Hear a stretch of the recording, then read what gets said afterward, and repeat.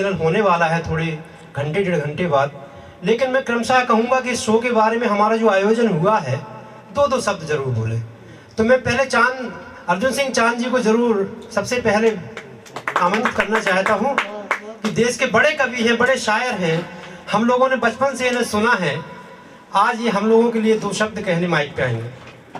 आदरणीय पाठक जी, मेरा अनुज अमित,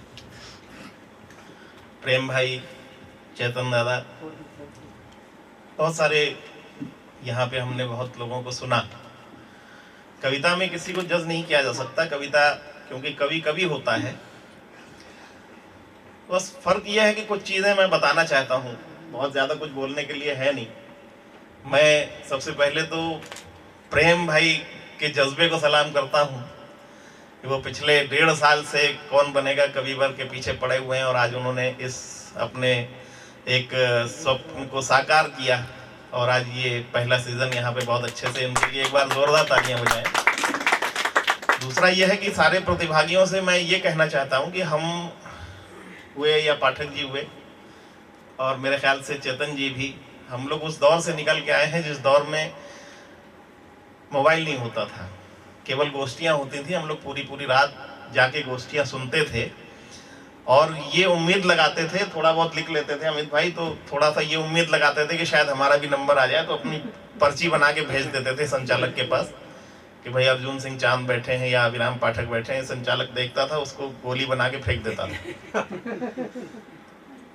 फिर भेज देते नाम। इस तरह से 2-3 बार हम भेजते थे, 2-3 बार ही वो संचालक गोली बना के उस कागज को फेंक देता था। मगर हम दूसरे दिन सुबह निराश होके, कविता पाठ करने का मौका नहीं मिलता था, निराश होते थे, मगर कहीं ना कहीं खुशी इस बात की होती थी कि बहुत अच्छे कवियों को सुन के लौट रहे होते थे और बहुत कुछ सीख के लौट रहे होते थे। आज मोबाइल का दौर है, इंटरनेट का दौर है। निश्चित रूप से इंटरनेट और गूगल को आप खोलिए तो सारी चीज़ें निकल के आ जाती हैं। हम लोगों ने जब गज़ल सीखी चेतन दादा, तो मफाइल फाइल फेलुन फेलुन है ना, फाइलुन फाइलुन फाइलात, और आज जो है 1-2 के माध्यम से सभी लोग गज़लें कह रहे हैं और बहुत अच्छी अच्छी गज़लें कह रहे हैं। तो मैं कहना ये चाहता हूँ कि जब इस तरह की प्रतियोगिता हुआ करे, जैसे ये एक तरह से प्रतियोगिता है, इसमें से 10 लोगों को आना था, 10 में से 3 श्रेष्ठ चुने जाने थे, तो वहाँ पे आपको, क्योंकि कवि सम्मेलन एक परफॉर्मिंग आर्ट का मंच है, आज विशेष करके, आज से 20 साल पहले, 25 साल पहले ये मिशन होता था, मगर 2000 के बाद से, सन 2000 के बाद से एक क्रांति आई और कवि सम्मेलन भी एक व्यवसाय हो गया है।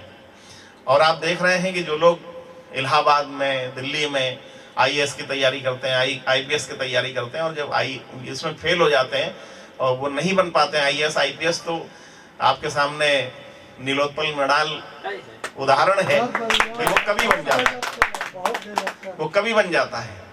तो क्योंकि ये व्यवसाय, ये क्षेत्र व्यावसायिक हो गया है, तो आदमी इसमें अपना व्यवसाय, अपना जो है कैरियर संभालने की कोशिश कर रहा है। तो निश्चित रूप से जब ये हमारा जो है कैरियर बनाने वाली विधा है, कैरियर बनाने वाला क्षेत्र है, तो वहाँ पे हमें अपने परफॉर्मेंस पे ज़्यादा ध्यान देना है। मैं सारे प्रतिभागियों से एक बात जरूर कहना चाहूँगा, आज तो जो हुआ ही है। 1 मिनट बेटा, अगर आगे कभी इस तरह की प्रतियोगिता में आप लोग भाग लें तो आप ज़्यादा से ज़्यादा अपने परफॉर्मेंस पे ध्यान दें, ना कि ये बताने में समय व्यतीत करें कि मैंने ये कविता इसलिए लिखी, क्योंकि जो आपको सुन रहा है वो आपसे ज़्यादा योग्य है, वो सारी चीज़ें जानता है। ये एक चीज सीखने की हो सकती है आप लोग, क्योंकि मैं आपसे सीनियर हूँ, 30 साल मुझे मंचों पे हो गए, 32 साल हमको। अभिराम पाठक जी मेरे से 2 साल सीनियर हैं, इनको 32 या 34 साल हो गए होंगे। चेतन दादा को 35 साल हो गए हैं। इसके बाद भी ये प्रतिभागी बन के आए हैं, मुझे तो बड़ा ताज्जुब लग रहा है। अच्छा नहीं, मगर चलिए, और मुझे 30 साल हो गए, 31वां साल मेरा चल रहा है। अमित का तो कहने ही क्या है, अमित के आजकल जलवे हैं पूरे हिंदुस्तान में, जो है अमित ही अमित हैं, छाए हुए हैं। ये तो कहना ये चाहता हूँ, मैंने जो कहा आप लोग समझ रहे हैं ना मैं कहना क्या चाह रहा हूँ। आपको बिल्कुल भी समय इसमें व्यतीत नहीं करना है कि ये कविता मैंने क्यों लिखी और प्रेमिका क्या कैसे देखती है, क्या देखती है, वो सारी चीजें समझ में आ रही हैं अगले को, क्योंकि जो सामने बैठ के कविता सुन रहा है वो कहीं ना कहीं कविता को पढ़ के आया है, कविता को जानता है, कवियों को सुना है। इसलिए आपको बहुत ज्यादा बोलने की जरूरत नहीं है, आपको अपने परफॉर्मेंस पे ध्यान देना है। अगर आपको मंची कवि बनना है तो चूंकि कवि सम्मेलन भी एक परफॉर्मिंग आर्ट है, तो आपको परफॉर्मेंस के साथ साथ आपको उच्चारण पे बहुत ध्यान देना है।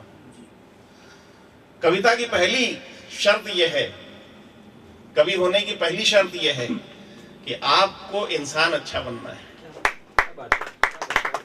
आप अच्छे कवि हैं, बहुत अच्छा लिखते हैं, सारी पिंगल जानते हैं, सारा बहर जानते हैं, मीटर जानते हैं, सारे शायरी की सारे उरूज को जानते हैं, इसके बाद भी अगर आप आदमी अच्छे नहीं हैं तो फिर आपकी कविता का मतलब क्या हुआ।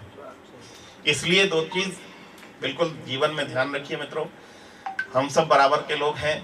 मैं किसी को भी अपने से छोटा नहीं मानता, क्योंकि माँ सरस्वती के साधक आप भी हैं, माँ सरस्वती के साधक हम भी हैं, माँ सरस्वती के पुत्र आप भी हैं, माँ सरस्वती के पुत्र हम भी हैं। तो हमारा आपका रिश्ता आपस में भाई भाई का है। बस ये है कि हम थोड़े से आपसे बड़े हैं, आप हमसे छोटे हो, मगर हैं तो सब माँ सरस्वती के पुत्र। इसलिए दो चीजें जरूर ध्यान रखिए कि सबसे पहली शर्त यह है कि आप अच्छे इंसान बनिए और अच्छा पढ़िए। अच्छा लिखने के लिए अच्छा पढ़ना जरूरी है, और पढ़ना भी आपको किताबों से है। अगर आप मोबाइल के भरोसे रहेंगे तो आप बहुत ज्यादा दूर तक नहीं जा सकते हैं। ये मेरी मान्यता है। जितना अच्छा पढ़ेंगे उतना अच्छा लिखेंगे, जितना अच्छा चिंतन करेंगे। और अगर कविता लिखना है तो मैं आपको बता दूं कि कविता मत पढ़िए, कविता लिखना है तो गद्य पढ़िए, कहानियां पढ़िए, निबंध पढ़िए, और अगर गद्य लिखना है तो कविताएं पढ़िए। ये बहुत पॉइंट की बात बता रहा हूं। दूसरा ये है कि उच्चारण पे बहुत विशेष ध्यान दीजिएगा। मैं आपको बताऊं, एक घटना छोटी सी कह के अपनी बात समाप्त करता हूं, क्योंकि समय का अपना वो है, समय की सीमा है। हमें अभी अभिराम जी को और अमित भाई को भी सुनना है। एक कवि सम्मेलन झांसी यूनिवर्सिटी में, बुंदेलखंड यूनिवर्सिटी में 2006 में स्वर्ण जयंती के अवसर पर हुआ।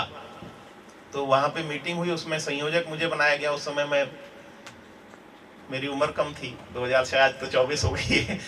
तो मुझे जब बुलाया गया तो वहाँ नाम आया साहब कि इन कवियों को बुला लिया जाए, इनको बुला लिया जाए। तो वहाँ जब मीटिंग चल रही थी तो वहाँ एक सब रजिस्ट्रार साहब थे।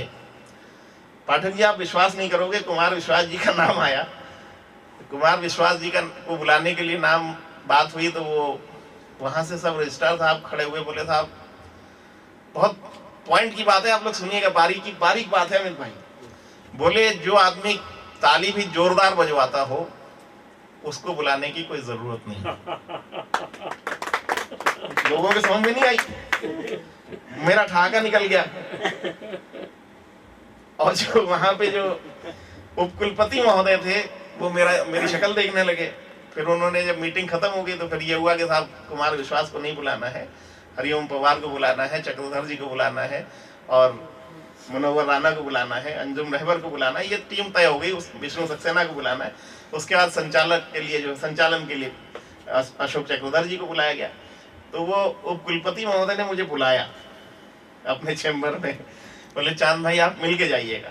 मुझे बुखार था, मैंने कहा सर मैं जाना चाहता हूँ। बोले नहीं, 1 मिनट के लिए आ जाइए। जब मैं गया अंदर तो बोले यार ये बताइए जोरदार, ये मेरे समझ में नहीं आई। तो मैंने कहा सर तालियां हमेशा जोरदार बजती हैं। आप लोगों की समझ में आई? तो ये चीजें हैं। तो जो सामने वाला जो होता है ना, वो आपकी एक एक चीज को रीड करता है, एक एक हरकत को रीड करता है।